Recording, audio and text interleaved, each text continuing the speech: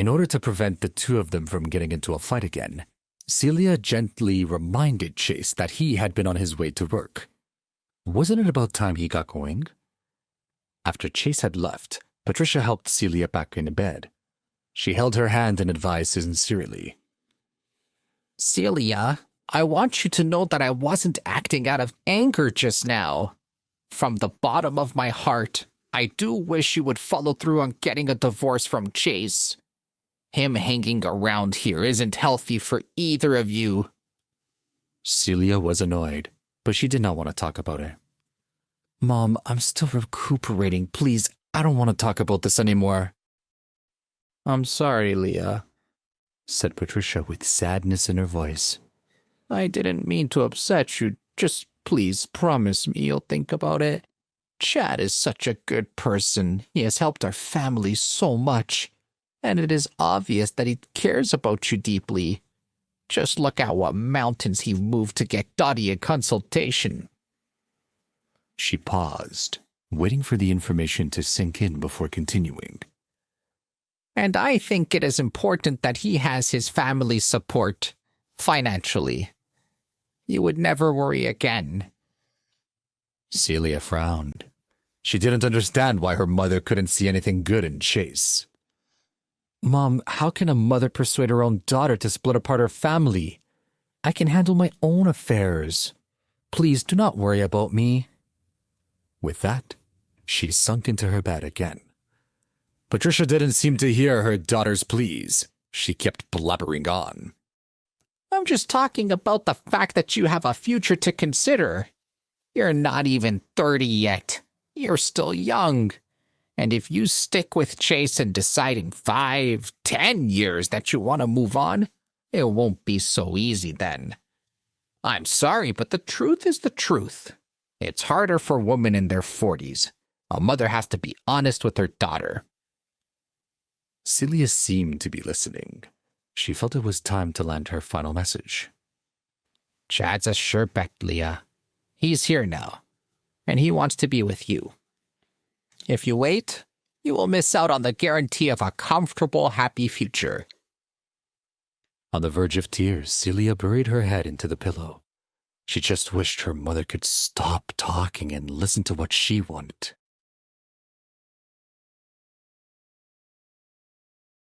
Meanwhile, Chase stepped out of the hospital's front doors and waited for a taxi to take him to Blitz Tech.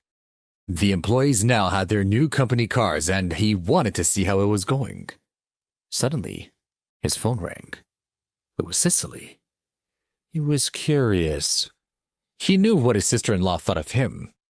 It wasn't all that dissimilar from her mother's opinion. Why would she be calling him? Deciding that it must be an urgent matter, he answered it. On the other end of the phone, he could hear her shout, "Chase, Bar Tropicale, 10 minutes. Get here now." The call went dead. Chase put down the phone. Sicily's call was confusing. What was so urgent? Why Bar Tropicale? He'd heard of this bar before, but it wasn't a well-known spot. He knew it was a pretty rough spot, a hangout for criminals and ne'er-do-wells. It wasn't a good place. Was she there? And why did she need him? He had a bad feeling about the whole thing. But Sicily was his sister-in-law, and if anything happened to her, Celia would never forgive him. He decided it was best if he went to the bar to take a look. He hailed a taxi and told the driver to take him to Bar Tropicale. As it was still early, the bar was not open yet, but when they arrived, Chase could see activity going on inside. He quickly found Sicily sitting at the bar counter. She wasn't alone. She was sitting beside her cousin Andrew. Andy, as everyone called him, was still in university, so he and Chase hadn't spent much time together. They only met once before. But Chase remembered him as being rather arrogant. He also had a spending problem, which had caused a lot of trouble for the family. Sitting next to Sicily and Andy were a few other young men who looked like they could have been Andy's friends from college. Other than them, there were also 4 or 5 men leaning against the wall opposite the bar's counter. each held a baseball bat or pool cue in their hands, and Chase could see that they were covered in tattoos. He had a bad feeling about what they were doing here. Sicily opened her mouth when she saw him and scolded. "I told you 10 minutes, right? Why did it take you so long?" Andy looked up from his drink and saw Chase. His face fell.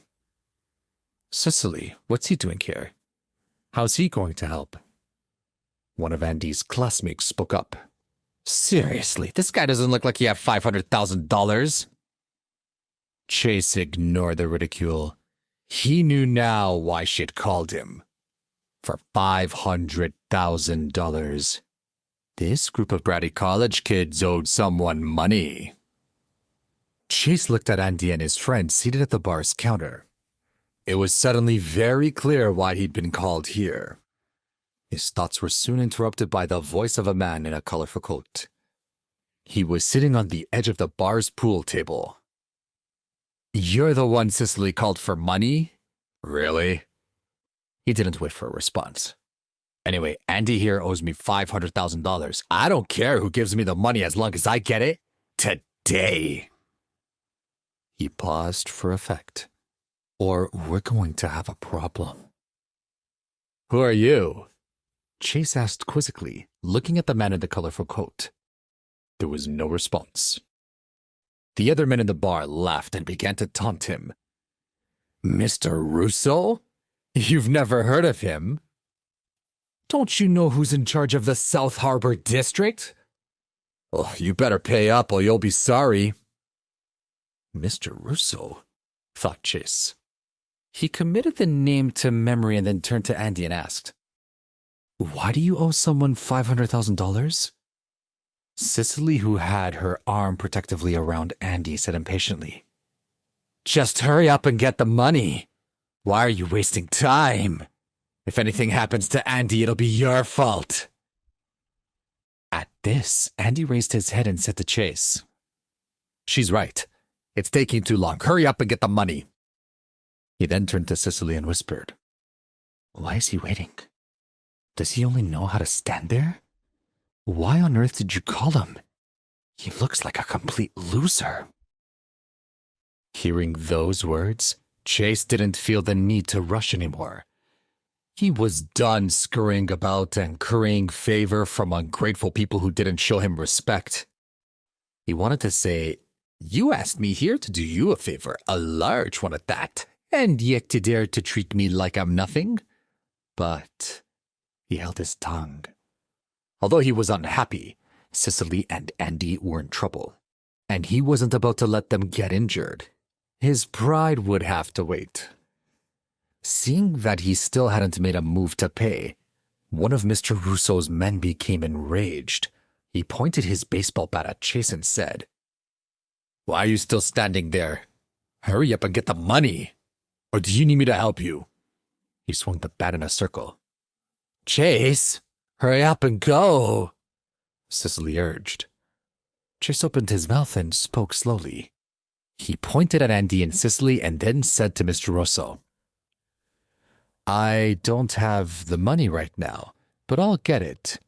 But first, I'm taking them with me when I leave." Hearing this, Bob Russo and his men were stunned. Even Andy couldn't believe it. Chase was acting tough. It wasn't as if he didn't know him. He met him once and heard plenty about him from Sicily. He knew that Chase was a good-for-nothing and a pushover. That's why Sicily had called him to help him in the first place. However, now that he was here, he seemed to have acquired an unsuspected toughness. He thought to himself, "Is this really the same guy that Sicily talks about? Is he really a loser?" "Looks like we got a tough guy," sneered Bob. He addressed Chase directly. "Why don't you take a good look around? You're not in control here. You do as I say, not the other way around." Sicily was worried. She hadn't expected Chase to offend Bob as soon as he opened his mouth. Please subscribe to the Pocket FM YouTube channel and press the bell icon for instant notification. Check out our channel for more such exciting shows.